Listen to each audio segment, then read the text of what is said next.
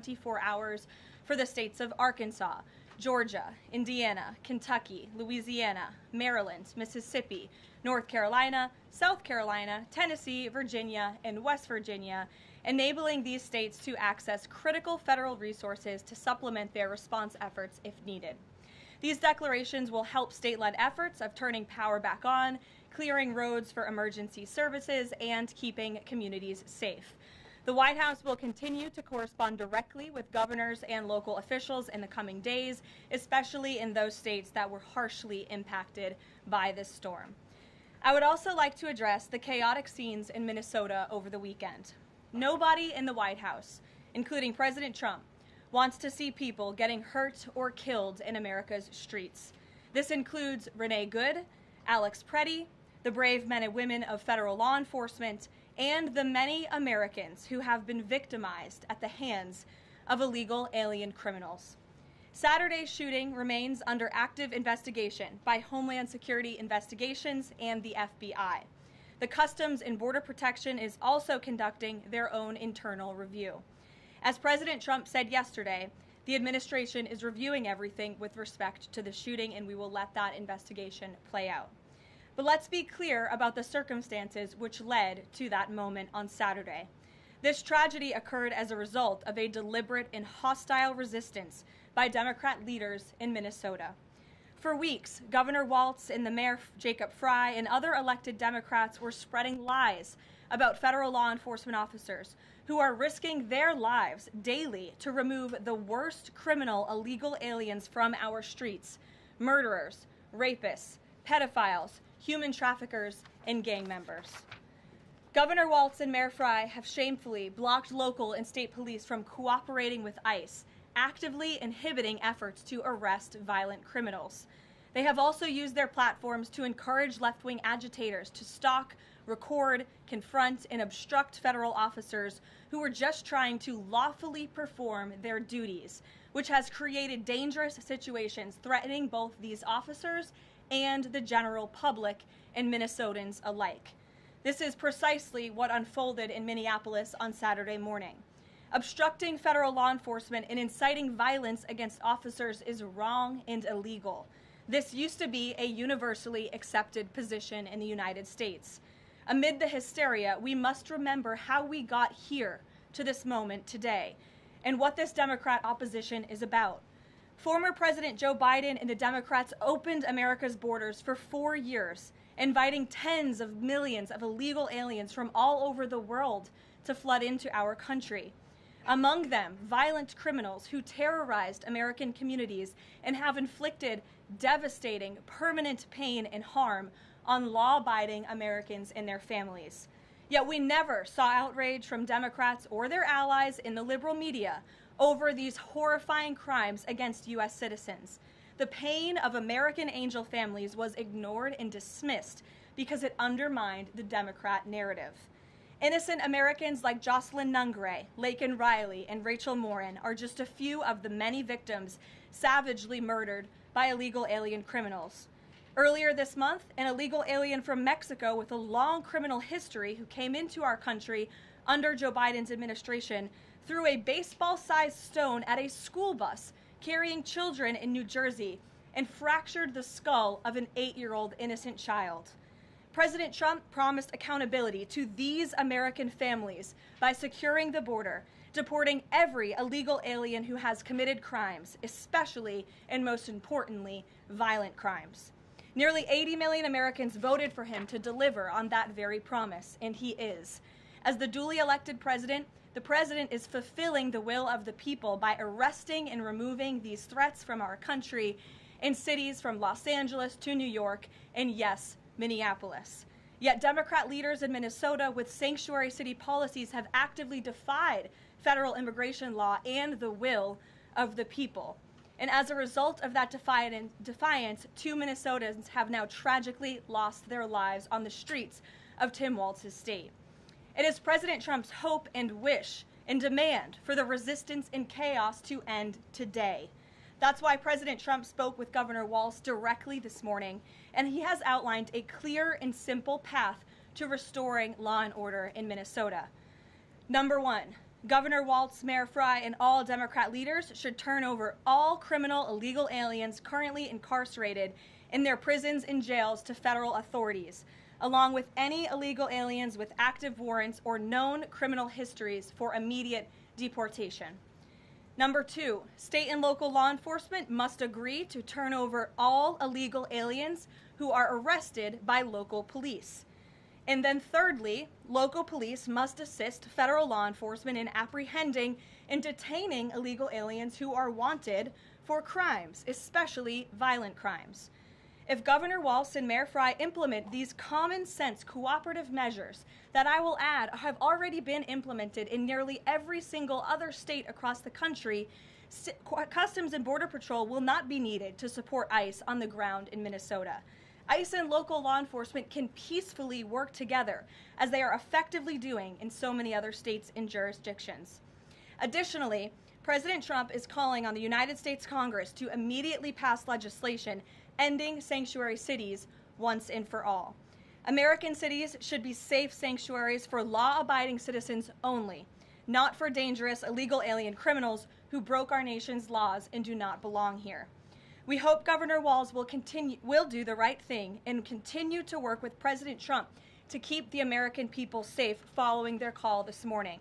Americans overwhelmingly want exactly what President Trump is delivering: strong borders and strict immigration enforcement against the worst illegal aliens, of which there are still hundreds of thousands to deport from the interior of our country. The most peaceful way to carry out this vital public safety mission is for Republicans and Democrats to do it together, and for state and local law enforcement to work together with federal law enforcement. We want to let cops be cops. You wouldn't know this continues to be a very popular policy position from the biased media coverage over the course of the last few days, but polling shows huge support for this exact thing President Trump is calling for. More than 80% of Americans favor deporting illegal aliens convicted of violent crimes. A country unable to deport criminals who enter it illegally is no country at all. The open borders agenda of Kamala Harris, Tim Walz, and the Democrats was already on the ballot on November 5th, 2024, and it was resoundingly rejected. President Trump will never back down from his promise to deport violent criminal illegal aliens and make America safe again, and he welcomes all cooperation in that effort.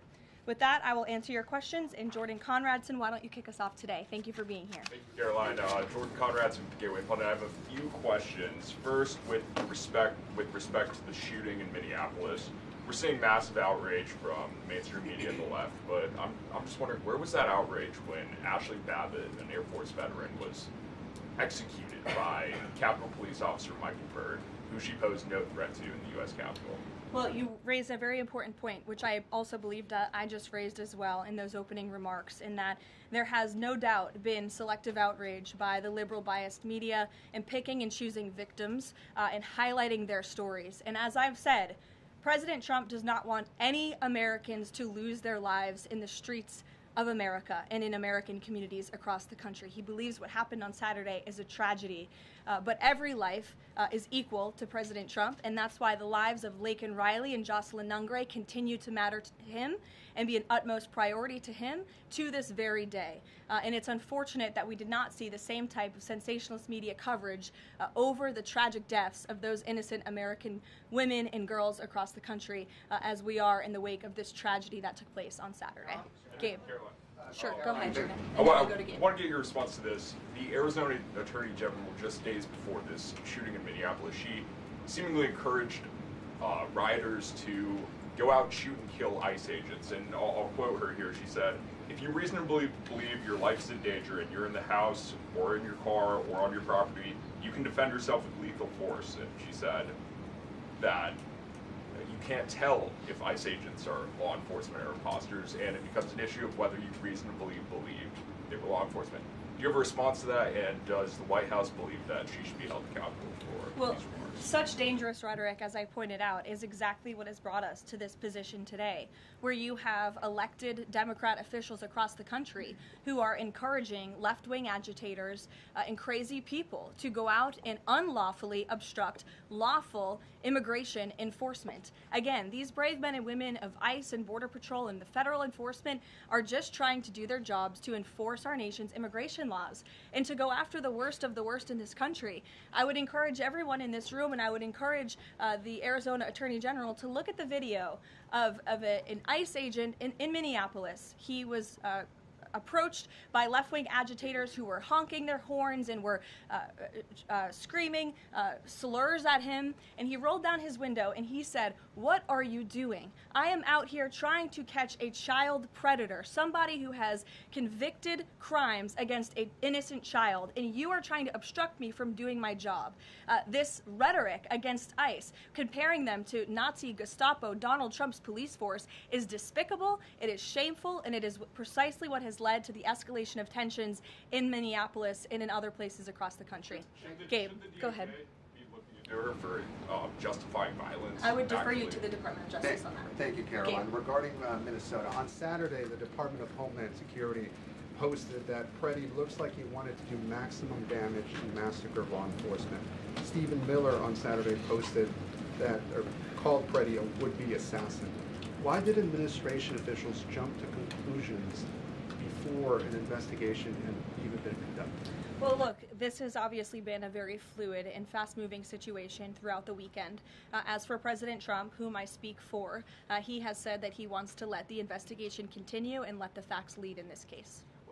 With regards to the deployment of Tom Homan to Minneapolis, should the deployment of Mr. Homan to Minneapolis be seen as a sign that the president is dissatisfied with how the officials on the ground had handled the incident? No, Mr. Homan is doing an exceptional job, and he has been working with Secretary Noem and President Trump over the course of the last year. Secretary Noem still has the utmost confidence and trust of the President of the United States, and she's continuing to oversee the entire Department of Homeland Security and all of the immigration enforcement that's taking place across the whole entire country. Of course, Secretary Noem is also in charge of FEMA, and we are in the wake of a brutal winter storm where hundreds of thousands of Americans have been impacted by that. So Borders Are Homan is in a unique position to drop everything and go to Minnesota to continue having these productive conversations with state and local officials, and I know that he's catching a plane in just a few hours to do just that at the request of the president. Jennifer. On Saturday's shooting, has the president been briefed, and have you been briefed on specific details of the shooting? How many shots were fired? How many guns discharged? And I mean, did the protesters' gun go off, or only the officers' guns? Do you have any of those details? Again, the investigation is continuing, Jennifer, and we will let the facts lead and we will let the facts play out. In this investigation, I do know that HSI and FBI are conducting interviews with those that were involved and the agents who were involved in this unfortunate tragedy on Saturday. Are they keeping the president up to date on all those details? The president is obviously very much on the ball with respect to this investigation. I think he's made that quite clear with the various statements that you've seen him put out, and also the 4 points that the president has outlined as well to Governor Walz, and to encourage him to cooperate with ICE and with the administration. Mary. Thanks, Caroline. To follow on Gabe's question, Secretary Noem said Alex Pretti committed an act of domestic terrorism. Stephen Miller labeled Pretti a domestic terrorist. Does the president agree with them? Look, as I've said, I have not heard the president characterize Mr. Pretti in that way. However, I have heard the president say he wants to let the facts in the investigation lead itself. Was he alarmed to hear his top officials referring to him in that way, rushing to that judgment? Danny, go ahead. Thanks, Caroline. On Stephen Miller's comments, will Stephen Miller be apologising to the family of Alex Pretti for calling him, quotes, an assassin who tried to murder federal agents, despite the fact that, as you say, this is still under investigation? Look, again, this incident remains under investigation, and nobody here at the White House, including the President of the United States, wants to see Americans hurt or killed and losing their lives in American streets. And we mourn for the parents. As a mother myself, of course, I cannot imagine the loss of life, especially losing one's child.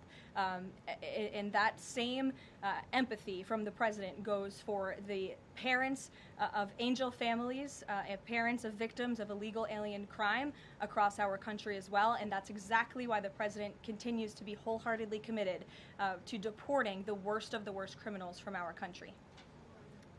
Why don't we go to the back? Kelly. Caroline, does the president believe that the killing, though, was a mistake? Has he expressed that at all? Again, the president has said, we have to review it, and this investigation needs to continue, and he's letting the facts on the investigation lead itself. Does he want the body camera footage to be released to the public? Now, that's not something I've heard the president commit to, so I won't do that from the podium. Sure. Caroline, how serious is the administration taking allegations that local and state officials in Minnesota are actively coordinating with demonstrators through encrypted or non-encrypted communications, as well as providing government resources to impede immigration enforcement operations? I'm sorry, Carrie, could you repeat your question? How serious is the administration taking allegations that local and state Minnesota officials are communicating with demonstrators to basically impede immigration officials? Well, we've definitely seen active organization amongst these left-wing groups, Carrie, and it is something that I know the FBI and the Department of Justice are looking into. Again, it is illegal to unlawfully obstruct lawful immigration enforcement in this country, and these agitators are making it nearly impossible for ICE to do their jobs and for federal law enforcement to carry out the will of the American people to deport the worst of the worst. I would just encourage everyone to please imagine in this room, all of you come to the White House every day to report on the President of the United States and the administration. You come into this briefing room, you walk through the gates of the White House. Just imagine if there were left-wing agitators or agitators of any kind who were in your face, who were doxing you, who were harassing you, who were physically threatening you, who were biting off your fingers in the case of two Border Patrol agents we saw this past weekend in Minneapolis. That would make it very difficult for you to show up and do your job here at the White House every single day. That's what these officers in Minneapolis are facing. That's why the president is calling on Governor Walz Mayor Frey for these three very simple and common sense points of cooperation so that ICE and local law enforcement can work together. Again, we are just asking for police to be police. And if you ask any law enforcement agent or official, they want to be able to work with their federal counterparts at the state and local level and vice versa. Caroline. Thanks a lot, Caroline. Two questions. One is looking forward. The role of Mr. Homan. Is he being sent by the president to diffuse the situation that exists right now on the ground? Is he the point person essentially for the White House in terms of trying to tamp down the tensions that exist right now in Minnesota? Well, Mr. Homan is the point person for cooperating with state and local authorities and corresponding with them, again, to achieve this level of cooperation to subdue the chaos on the streets of Minneapolis. And I would just point out that Mr. Homan is someone who has been lauded for many, many decades for his experience working in law enforcement. In fact, this is a Washington Post headline from 9 years ago, 2016. Meet the man the White House has honored for deporting illegal immigrants. And I would remind everyone in this room that it was former President Barack Hussein Obama who awarded a medal to Mr. Homan. So he's obviously very qualified. He has the full trust and faith of the president. He will continue to have these meetings in the hopes that ICE and local law enforcement can cooperate and work together to have successful immigration enforcement, as we've seen in almost every other state across the country. And secondly, Caroline, can you talk a little bit about tomorrow's trip by the president to Iowa, what the purpose of that trip is, what the goals of that trip are? Sure, yes. Tomorrow, President Trump will be traveling to Des Moines, Iowa. He will be making a local visit at a local business, and then he will be giving a speech on affordability and on the economy. And I know he very much looks forward to being there, to meeting with the great people of Iowa, but also lawmakers as well. Jake. Caroline, a couple quick questions. First, does the president remain fully confident in Kristi Noem's ability to lead the DHS? Yes. And then just secondly, just on that Wall Street Journal reporting that we saw yesterday, the president said at some point that the immigration enforcement officers would leave Minneapolis. Did the Saturday killing of Alex Pretti expedite that withdrawal at all?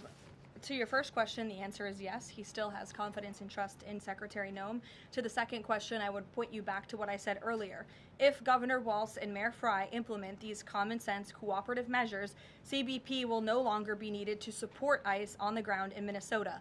ICE and local law enforcement will peacefully work together, as they are effectively doing in so many other states and jurisdictions, to remove violent criminals from American neighborhoods across the country. Did Walz ask the president to remove the immigration enforcement officers?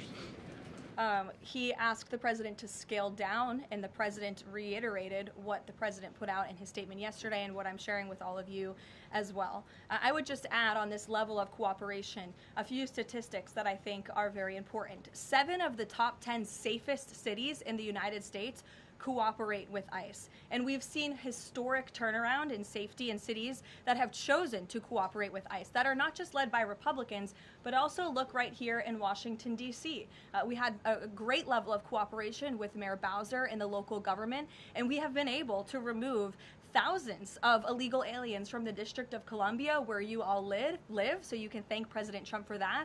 The murder rate in Washington, D.C. has plummeted as a result. There were no riots, there were no protests, nobody was tragically killed as a result of that level of cooperation between federal and local authorities. And again, that's all the president is asking for in Minnesota.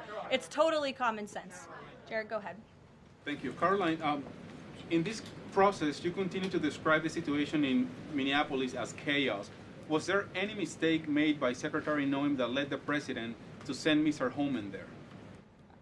I'm sorry, I don't understand your question. Did Secretary Noem make a mistake which led to... If she made any mistake that could lead the president to send Mr. Homan to Minneapolis? No, as I already mentioned, Mr. Homan has been working alongside Secretary Noem and for the president over the course of the last year. And again, he's uniquely positioned to hop on a flight to Minnesota today to continue this correspondence with state and local authorities, and that's what he's going to be doing. Fran. Karoline, is it the White House's position that Americans have the right to show up to these ICE operations and film, document, or protest the law enforcement actions? All Americans have a First Amendment constitutional right, of course. But Americans do not have a constitutional right to impede and obstruct lawful immigration enforcement operations. That is actually a crime, and it's something that we've seen taking place in the streets of Minneapolis, which again is leading to these dangerous circumstances that these federal law enforcement officers have been forced to work within. Back to the call with Governor Walz this morning, the president described it as respectful. He said we seem to be on a similar wavelength, but you had strong criticism for the governor and the Minneapolis mayor, Jacob Frey, just now. So could you explain the difference in tone between what the president had said in his True Social post and I think some of the criticisms that you just levied from the podium? Fran, I think the criticisms that I laid out, I'm painting the picture for all of you in this room, are what led to the moment that we are in today, where Governor Walz and President Trump are having a conversation, a constructive and productive conversation to end the chaos and the lawlessness that has taken place in Governor Walz's state. Elena. Thank you. I had a question. With Homan now going to Minnesota, is Gregory Bovino also going to remain in Minnesota overseeing these ICE operations? Mr. Bovino is a wonderful man, and he's a great professional. He is going to very much continue to lead Customs and Border Patrol throughout and across the country. Mr. Homan will be the main point of contact on the ground in Minneapolis. And to follow up, given what we've heard from several Trump administration officials, people like Stephen Miller, as people point out, calling him a domestic terrorist, Bovino saying that Pretti was out to massacre law enforcement, why not require ICE agents to wear body cameras to clear up some of the disputes that we are hearing from witnesses and video footage versus what the administration has been saying? Well, that's a policy question that I know the policy folks in the building are having with members on Capitol Hill, and I'll leave it to them and the president to make that decision. And I just have a final question is on, you were talking about the level of cooperation that the president talked about with Governor Walz. Will the administration commit to cooperating with local officials on this investigation into Alex Pretti? The president spoke about this with Governor Walz and said he would have a discussion about it. He did not make a commitment, and so therefore I won't make that commitment here. I would just remind all of you in the media, because I've seen a lack of reporting on this fact, there are investigations into what took place on Saturday. The Homeland Security investigations and the FBI have teamed up for an investigation, and there's also an internal CBP investigation, an internal review of what is happening on the ground in Minnesota. The president supports those investigations, and as I've said repeatedly, he wants to see them move forward. Phil. FBI Director Kash Patel said in a Sunday interview, quote, "You cannot bring a firearm loaded with multiple magazines to any sort of protest." Does the president believe the Second Amendment rights remain in effect even when protesting? The president supports the Second Amendment rights of law-abiding American citizens. Absolutely. There has been no greater supporter or defender of the right to bear arms than President Donald J. Trump. So while Americans have a constitutional right to bear arms, Americans do not have a constitutional right to impede lawful immigration enforcement operations. And any gun owner knows that when you are carrying a weapon, when you are bearing arms, and you are confronted by law enforcement, you are raising the assumption of risk and the risk of force being used against you. And again, that's unfortunately what took place on Saturday. Will his mission continue to be focusing on illegal immigrants with a criminal history, or will it be on illegal immigration generally? Mr. Homan will continue to enforce our nation's immigration laws, especially deporting the worst of the worst criminals in Minnesota who have committed violent offenses. And I would just remind all of you that this important work is continuing to be carried out. In just the last few days, I'm happy to provide this packet to anyone in the room.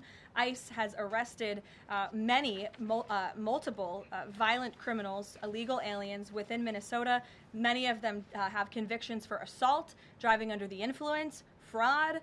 This individual here I'm looking at was an aggravated felon with multiple convictions for larceny, fraud, and forgery of checks, vehicle theft, drug possession, domestic assault, inflicting bodily harm on another, criminal convictions of larceny, identity theft, again, charged with driving under the influence. These are extremely dangerous people who Governor Walz and Mayor Fry have allowed to roam on their streets, and all the president is asking for is cooperation to arrest individuals like this and deport them from the United States of America. I'll take a couple more. Go ahead. Hey, so this weekend the president posted that this is a cover-up of the fraud in the state of Minnesota. He also posted Minnesota is a cover-up. These both happened after the shooting. So given that these came after the shooting, what is the this here? What is the cover-up he's alleging? Yes, it's a good question. I've spoken with the president about this at length. What the president is referring to is the fact that you have Governor Walz and, again, the mayor, who have been encouraging these left-wing agitators to come out and to harass and to dox and to threaten ICE and to make this conversation about and smear lies about federal law enforcement who, again, are just trying to do their jobs in an attempt to distract from the widespread, massive fraud that has taken place in their state.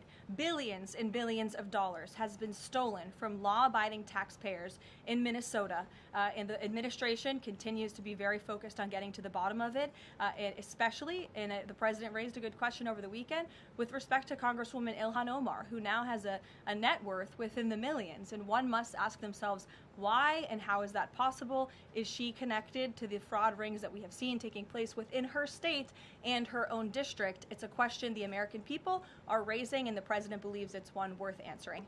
Haley. Thanks, Caroline. I want to go back to some of the comments from Stephen Miller and Secretary No. You've made clear the president wants to see the investigation play out when answering some of the questions on the specific details. Is he concerned that some of those definitive statements made by other officials risks public perception of the credibility of those investigations now playing out? Again, the president believes that these investigations are credible, they are continuing, they are active, and he wants to let them play out. Alex. Caroline, thank you. Is the administration willing to separate DHS funding from other funding bills in order to avoid a broader shutdown? Look, at this point, the White House supports the bipartisan work that was done to advance the bipartisan appropriations package, and we want to see that passed. Policy discussions on immigration in Minnesota are happening. Look, the president is leading those discussions, as evidenced by his correspondence with Governor Walz this morning, but that should not be at the expense of government funding for the American people, which would include, as you know, Alex, FEMA funding, and we are in the midst of the storm that took place over the weekend, and many Americans are still being impacted by that. So we absolutely do not want to see that funding lapse, and we want the Senate to move forward with passing the bipartisan appropriations package that was negotiated on a bipartisan basis. And secondly, there's another round of Russia-Ukraine talks this weekend, Sunday. I wonder if you can walk us through with the president, how he'll be involved in that, if at all. We'll be talking to President Putin, President Zelensky ahead of those meetings. I'm not tracking any scheduled calls at this point in time. However, the president remains deeply involved, and of course he's being apprised by his advisors, namely Jared Kushner and Special Envoy Witkoff, on these talks. They had a multilateral meeting this past weekend, which didn't get a ton of coverage, but that was historic in nature, where the president's team has really brought two sides of this war to the table together to move the ball closer towards peace. So the president is not giving up on the peace process. He obviously just met with President Zelensky when we were in Davos, Switzerland, but I'm not tracking any calls scheduled for this week. On one more foreign policy point, I will point out, as you all saw, the last remaining body of the hostages, Israeli hostages in Gaza, has been returned. This is a huge foreign policy feat for the President of the United States, for the State of Israel, and frankly for the whole world. The President made the impossible possible, and so it's great news for the President, for the United States, for our allies, and also for peace in the Middle East. And I understand that more than 20 new additional countries have also signed up to join the newly established Board of Peace with respect to the rebuilding of Gaza, which is another historic accomplishment for this president. So thank you all very much, and we'll see you in Iowa tomorrow. Did the president talk to us? Caroline? Yeah, but I want to.